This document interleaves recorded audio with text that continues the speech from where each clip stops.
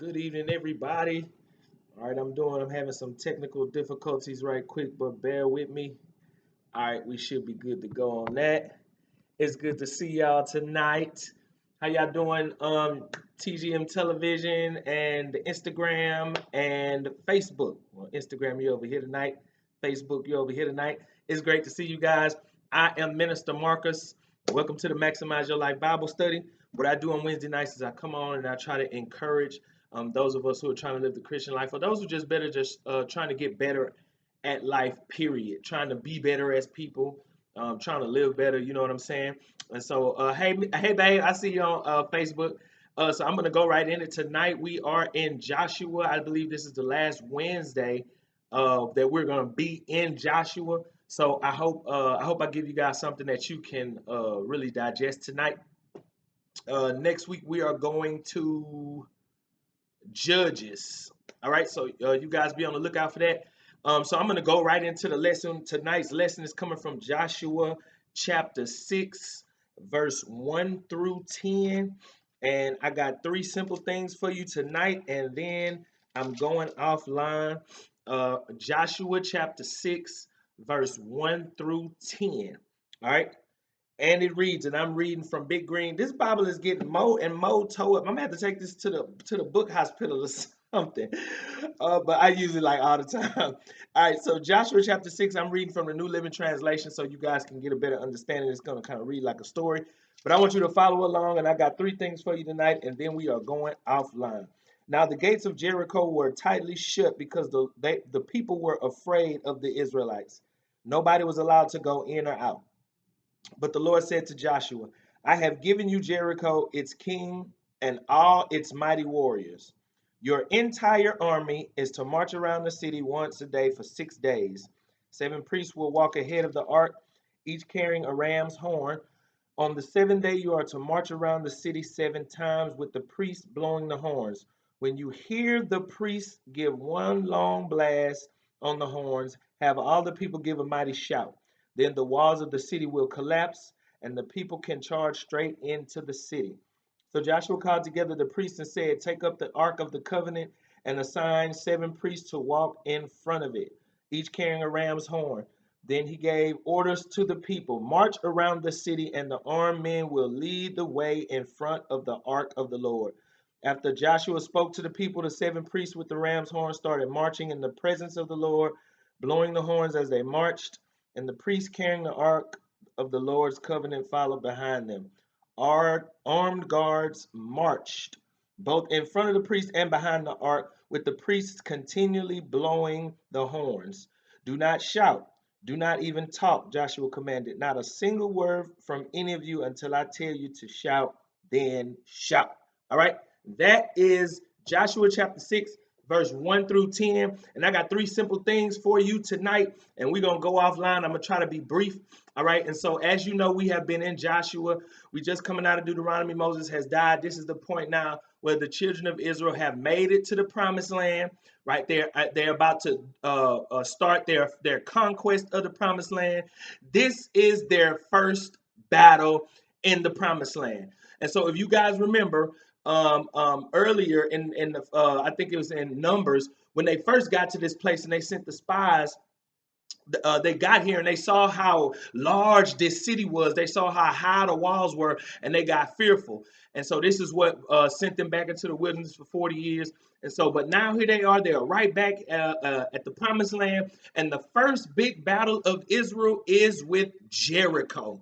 Then there's this place called Jericho, and the city was a big city. And this is what if you study, you will find that the walls were very high, right? And so Jericho was a major city and had high walls that seemed to be impenetrable. It looked unconquestable. I don't even know if that's a word. But in other words, the city was big, but God told them he was going to give them victory anyway. And so this brings us to number one. This is one. God, the promise. The promise is God promises to give them victory.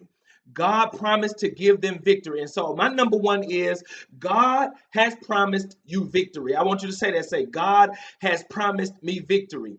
The reason why this would be difficult for them to get, because many times when we think about success, or especially in armies, we think of size. So many people associate success with size. So when God says to Israel, who is small, that he's going to use them to destroy a big giant city like Jericho, it looks like it's kind of hard to envision.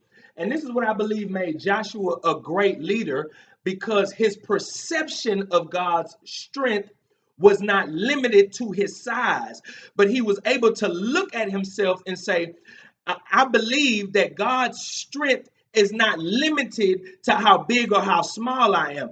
And I think that's significant, because sometimes we deal with issues, sometimes we deal with problems, sometimes we deal with challenges that seem too big for us.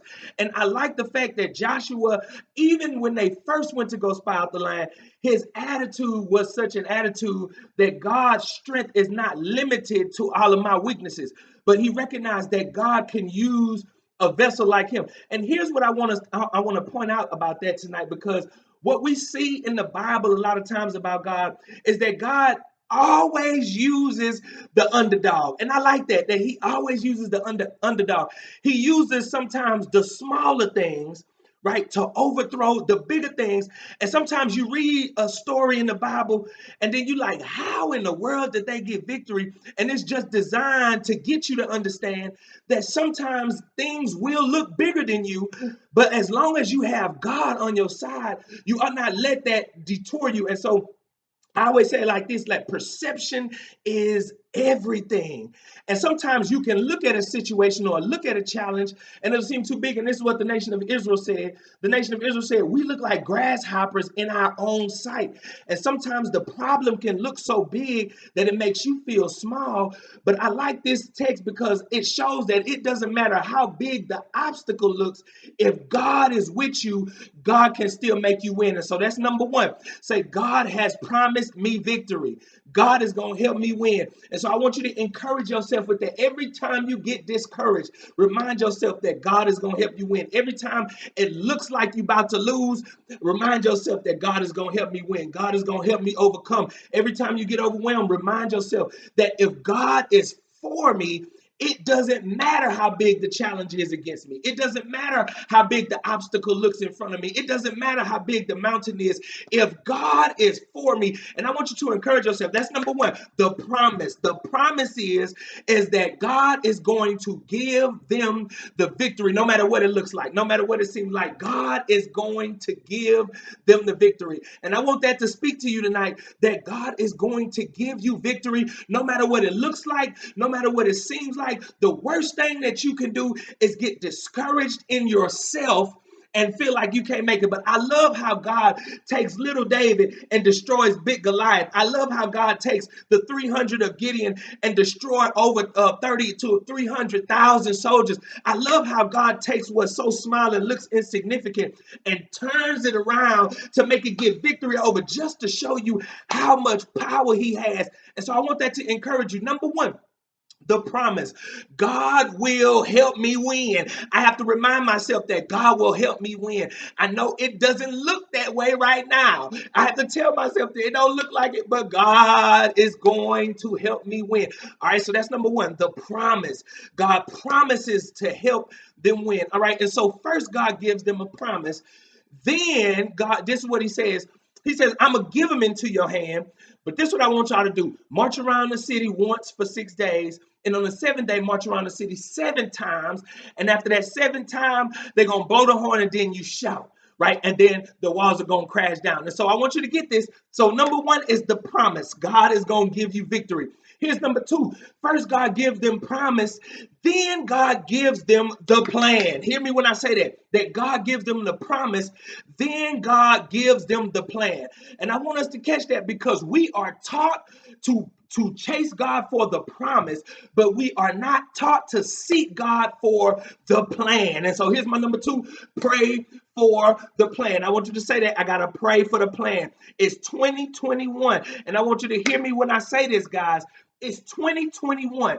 And sometimes we go through these years not accomplishing the things that we want to accomplish, not because we don't have the promise, but because we have not prayed for the plan. And so my number two, Start praying for the plan. I want you to hear me when I say this, that the promise is going to come through the plan. Most people think the word of God stops at the promise, but I like that God gives them a promise, but then he gives them a plan. And I want you to hear me. You don't build a building without getting a set of schematics or plans to show you where things go. And I think it's significant because a lot of times our lives are in chaos, our marriages are in chaos, our finances are in chaos because we do not have, that's right, a plan. Number two, say, I gotta pray for the plan. The power of the plan. Let me tell you something. The power of having a plan.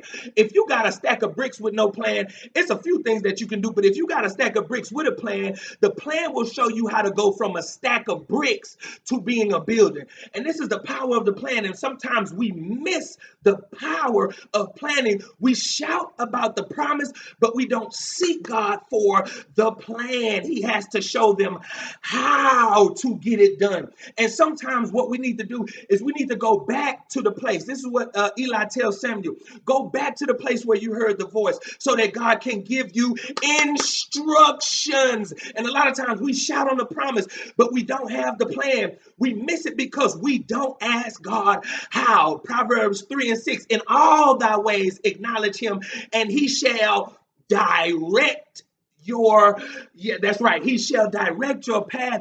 And sometimes the reason why you are still stuck in the same place is because you do not have a plan. You know what I find funny? People plan trips, people plan parties, people plan celebrations, but won't sit down and plan their time, won't sit down and plan their money, won't sit down and plan their life, won't sit down and plan their business ideas. Number two, pray for the plan. I had to get to this point that I said, Lord, show me the plan so my feet can, hear me when I say this, show me the plan so my feet can match my faith. I got the promise, but now, God, I need the plan. Why? Anytime you try to build without schematics or without a plan, what you end up doing is you end up wasting time, materials, energy, and effort.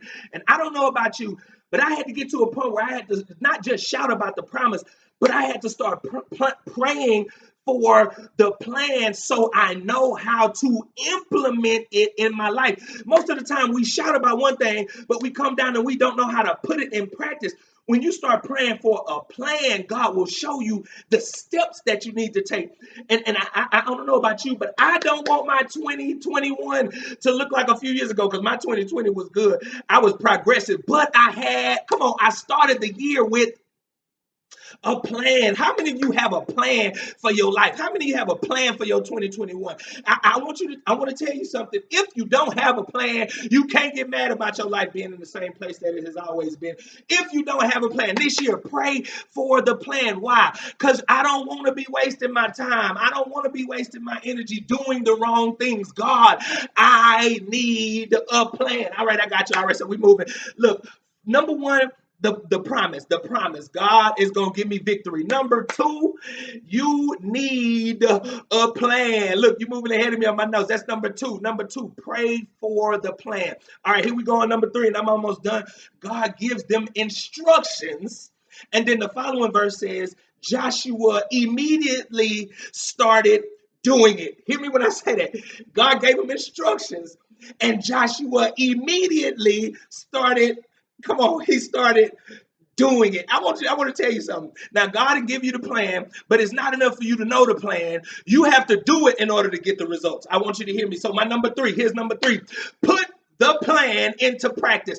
Look, I ask people this all the time. Do you know how to save money? They say yes. Well, why don't you save money? Because I don't practice come on, hear me. What's up with your budget? Because I don't put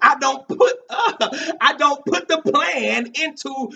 I want you to hear me when I say that the practice of the plan is what's going to bring the promise. It's not enough to have the plan.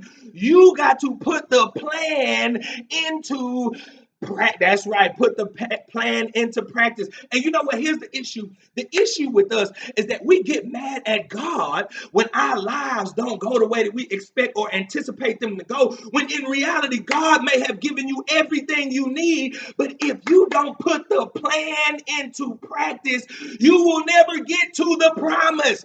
Hear me when I say that. The problem is that everybody wants the promise without practicing the plan. You want the complete results without giving a complete effort. That's right. You want complete results without giving a complete effort. And here's what the text says. This is what the Bible says. Be not deceived. God is not marked for whatsoever a man, whatsoever. So that means if you put in 10, don't get mad when God give you back 10. But if you want to see the whole thing, you got to put the plan into practice. And how many of you have all the information that you need? You have everything that you need except action. Come on, just do it. Just do it. Number 3, just do it. Stop talking about it and just do it. After the 7 days and what goes into them, then the walls will fall. Hear me when I say that. This is what he says. After you go through those 1 through 6 days and on day number 7, then you're going to hear the trumpet and then you shout. And most of us, we come to church and we shout, but we ain't done nothing for the, come on. We ain't done nothing for the first 6 days. And I want you to hear me when I say this right now. You can't skip the 6 and expect the results to be the same on day number 7. You can't skip all the steps and expect to get the same type of results once you get to day number 7. Look. This is number 3. Put the plan into practice, but you can't rush the results. Come on, say, I can't rush the results. Some things take time. It's after you did what you were supposed to do day 1, day 2, day 3. And you know what we do? We miss day 3, right? And then we come back on day 4. We miss day 5. We come back on day 6 and we expect God to do his thing right on day 7, but it just don't. Come on. Number 3, put the plan into practice. Hear me when I say that. It's after. And you know what? Here's church people. Church people ready to shout on day 7. But day 1 ain't been praying, ain't been studying, ain't been fasting, ain't been talking to God at all. But they expecting the results on day 7. And I want you to hear me when I say this. We do our lives the same way. We expect God to do so much when we give him so little. We expect our lives to turn out so grand when we put no effort into it. And I just want you to hear me when I say this before I go offline tonight. Look, if you don't put it in practice this year, the plan, your 2021 is going to look just like your 2020. Matter of fact, your 2019. Because a lot of times what we do is the other P word is procrastinate. Come on, say, I got to quit procrastinating for 2021. I'm actually going to do what I said I was going to do. I'm actually going to put the plan into. All right. So that's all I got for you tonight. That's all I got for you tonight. Hopefully something that I said was an encouragement to you. Thank you guys for tuning in. It's so great to see y'all on Wednesday nights. Hear me when I say I come on every single Wednesday night. I'm doing good on the time, by the way. I come on every single Wednesday night at 8:30. Just trying to encourage my Christian brothers and sisters. And so, guys, look, hopefully something I said is an encouragement to you. I want to invite you to our Sunday morning service. If you can't make that, we do have online membership. So go to www.thegodmovement.com. It's a 2-step process. You put in your email and create a password, and you online, you got access to everything that we do, all of the trips and stuff that we take, all of the engagements that we have. So please go to that website and see all the different things that we're doing. Maybe you might enjoy or want to be a part of something, you know what I'm saying? So with that, also, if you want to be a blessing to our ministry, we sell shirts. That does fund our homeless outreach, okay? So we sell shirts. So you can definitely go. I think all of the information is there, but if you go to the website, the information is there also. So guys, that's it. I'm done. I'll see you guys next Wednesday night at 8:30. Remember to come back next Wednesday night at 8:30. All right. Thank you guys for tuning in. You guys have a blessed night. I'm going to bed. I love you guys. Thank y'all for tuning in. All right. Bye, Instagram. All right. Let me. Uh-oh.